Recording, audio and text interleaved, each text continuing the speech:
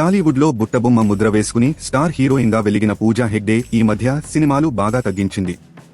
అయితే సరైన కథ కోసమే ఆమె ఈ బ్రేక్ తీసుకుంటుందని వార్తలు వినిపిస్తున్నాయి.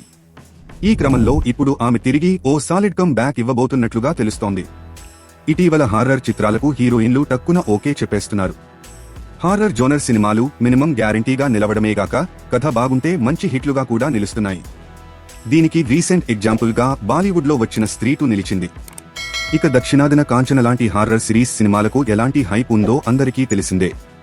ఇప్పుడు రాఘవ లారెన్స్ మరోసారి కాంచన 4 సినిమాతో ప్రేక్షకుల ముందుకు వచ్చేందుకు సిద్ధమవుతున్నాడట. ఈ సినిమాలో నటించేందుకు పూజా హెగ్డేను సంప్రదించగా ఆమె ఓకే చెప్పినట్లుగా సినీ సర్కిల్స్లో వార్తలు వినిపిస్తున్నాయి.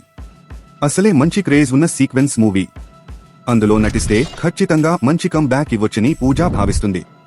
మరి ఈ వార్తల్లో ఎంతవరకు నిజం ఉందో తెలియాలంటే ఈ చిత్రానికి సంబంధించిన అఫీషియల్ అనౌన్స్మెంట్ వచ్చే వరకు వెయిట్ చేయాల్సిందే.